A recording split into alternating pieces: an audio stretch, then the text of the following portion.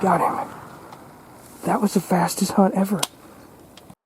Howdy y'all, I'm Doc Hinck, your host, and welcome to Trail and a Vision Outdoors. Today's episode is pretty exciting, pretty short, pretty sweet, definitely not as planned. It is the early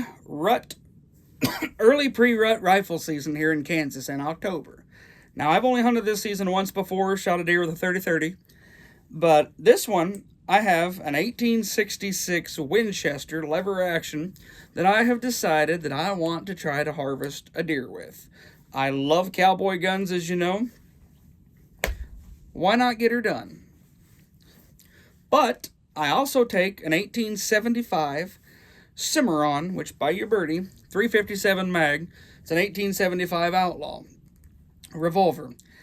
Old 6-shooter. I love the cowboy stuff, and I've decided that I want to start doing a lot more hunting, traditional, with old cowboy guns. So, I thought it'd be really cool to shoot one with this pistol, but I want to shoot one with my rifle. We get out there. I get up in my stand. Mind you, it is dead calm. The stand is crunchy, creaks and cracks. Every time I adjust one cheek, it pops really loud. So I'm very uncomfortable setting all cockeyed and shit. I have my camera arm on with my camera, which is all wanky. It just, if I turn it one way, it looks at the ground. The whole afternoon was a pain in my butt. So I'm filming.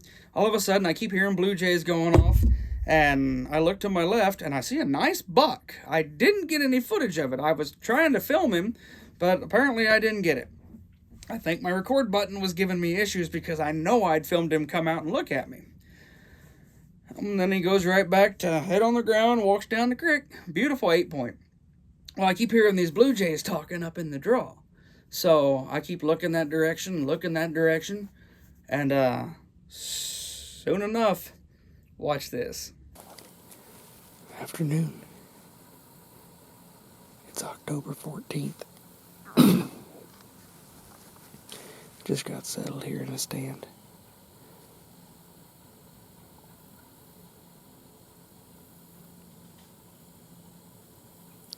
My farthest shot's about 30 yards. Just a one little shooting window right here.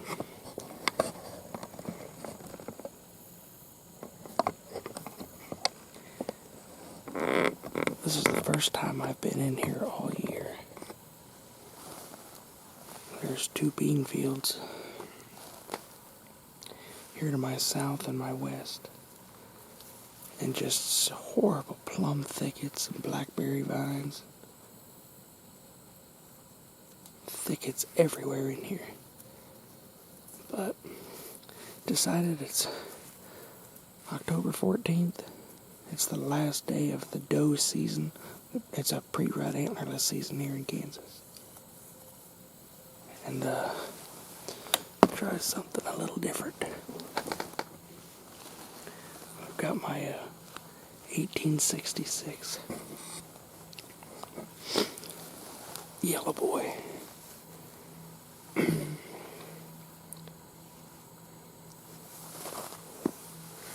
See if we can. Everything is so noisy. This stand is absolutely horrible noisy. Everything creaks and pops.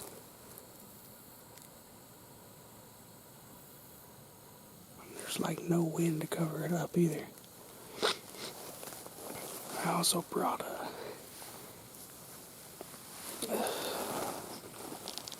it's an 1875 Outlaw birdie and a 357 mag. So, just about anything I see, I could shoot with this, I think, right here.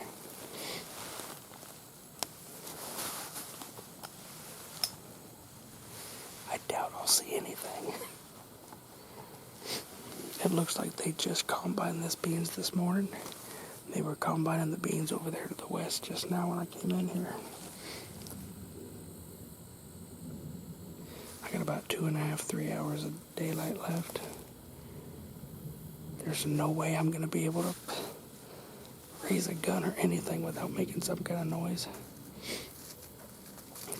We'll see what happens. It's the first time I've hunted with either one of these guns. So, wish us luck.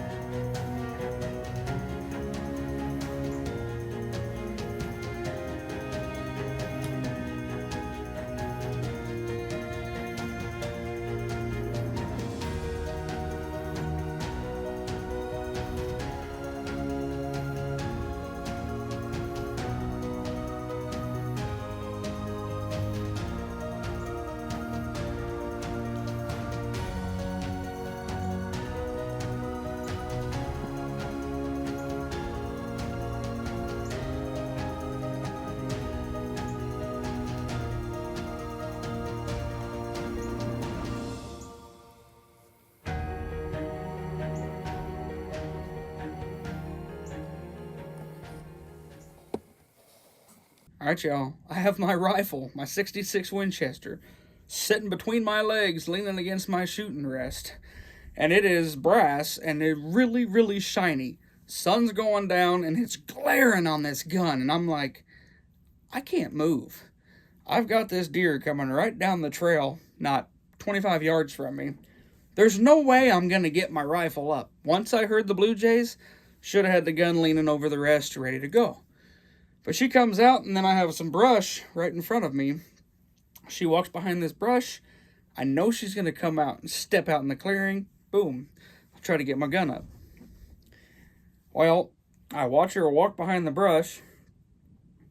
Don't realize this until I'm watching the footage. But a second deer was standing behind that brush, had stepped out in the lead. The big one must have still been standing there, and I just didn't see her. But the smaller one, she comes out and stands right there in front of me. Looks at me once, and all I can do is draw my pistol really slow out of my holster. And, well, I ain't no Jesse James. I sure as hell ain't no Billy the Kid. What's that Johnny Cash, Waylon Jennings song? I ain't cut out to be no Jesse James. I think my barrel was bent.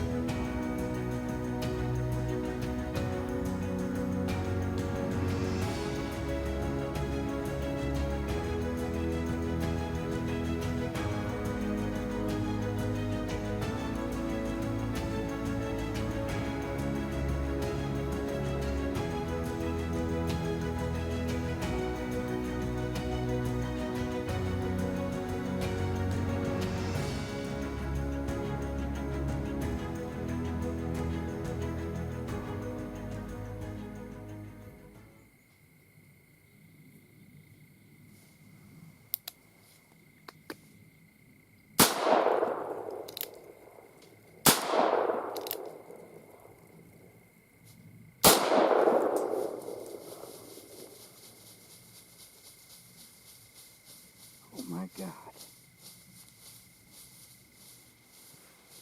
Did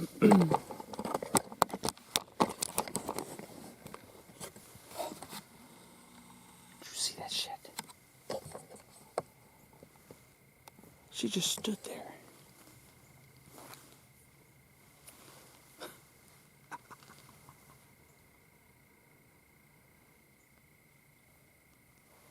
Holy shit.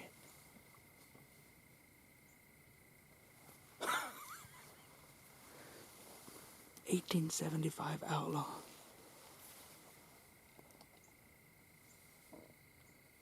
There's a buck right over there. 3 does. Dropped her.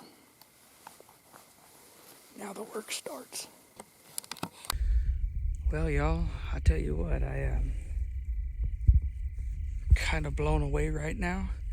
I just bought a pistol a week ago. It's a 357 mag 1875 Outlaw. Beautiful little cowboy pistol. Just awesome.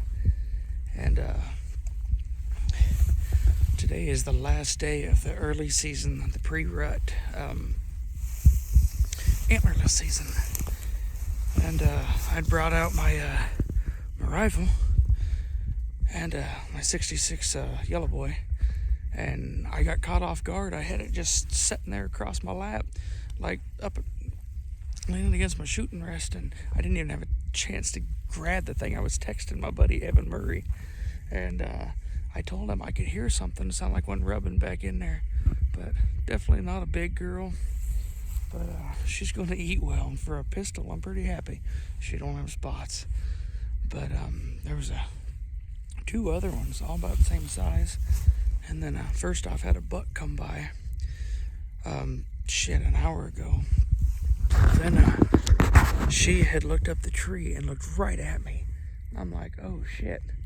And then, believe it or not, I just seen a buck walking right here. Like walking right down through the creek right here. This is thick as all get out. Where in the hell there she is? I never expected to shoot a deer. I really didn't. I didn't even want to shoot a deer. Like, now the work starts. And I am definitely not prepared. But I don't have a tripod, so there's no way for me to get pictures or even good recovery or anything. But you see here, I'm sitting right here. And this is the first time I've ever hunted this stand. It's a perfect spot for a pistol. I don't even understand. I shot, and all the deer just stood there staring at me like, what the hell was that? The buck standing here in the timber, he's staring at me, and I'm like, oh shit. So I shoot at her a second shot. She's looking around. I'm like, what the hell? All the other deer are just standing there looking like, what was that noise? What was that noise? Third shot, she drops in her tracks.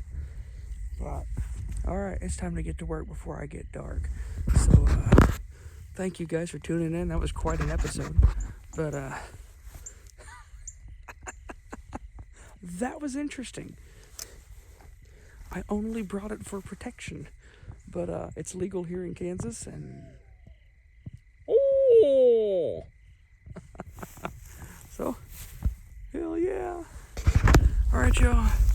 I'm probably done buying doe tags. I don't know. I might buy one later. But like I said, it's the last day of the pre-rut antlerless season. Time to get some doe management. I haven't ever shot anything with this yet. I've only had it, 6-7 months. Actually, I bought it last winter, so probably about 9 months now. A beautiful little rifle. Hopefully I get a chance to shoot one with it. So maybe I'll get a tag for the later season. Rifle season, or the antlerless season in January. Try to kill me another one. But how cool is that? Like, with my pistol, a short barreled pistol at that, and for all of them to just stand there, all 3 shots, like, what the hell? After the 3rd shot, I lost track of the rest of them, but didn't lose track of her. That's probably 30 yards to my stand, and it's a short one. The tree is just, if you see, there's no good trees for a stand anywhere in here. And point blank, sun's directly beating down on me. It was horrible. Not very good footage. And now I'm recording with my phone because I don't have my tripod. But hell yeah. Well, y'all, that was pretty crazy. What'd you think of that? First one I ever shot with a 357. First deer I shot with that pistol. That was really, really, really exciting. Kind of depressing to know that that wasn't the deer that I was going to shoot because she was standing behind the thicket. But I got her. Only took me 3 shots. I had told Steph that, well, I'll just cut out the 2 first shots and then you'll see me shoot the deer in 1 shot and we'll be done with it. But Steph says we need to keep it real. And the fact that I shoot, I see the grass right over her back. I cock it and I shoot again and I see the grass over her back the second time. And I'm like, what in the heck? So I lined down and boom, dropped her. Damn near missed her. But she was deader than a can of corned beef. But thanks for tuning with me this week on Trail and a Vision Outdoors. Like I said, this is the shortest, sweetest episode since Steph's turkey hunt last year. Stay tuned for the next episode. Like, share, and subscribe, and thanks for tuning in. We appreciate you guys. If you'd like to become a sponsor, we would love to talk to you. Comment on our videos or send an email to trailandavisionoutdoors@gmail.com. I appreciate you guys. We love you to death and look forward to meeting you out there on the road. Happy hunting, y'all.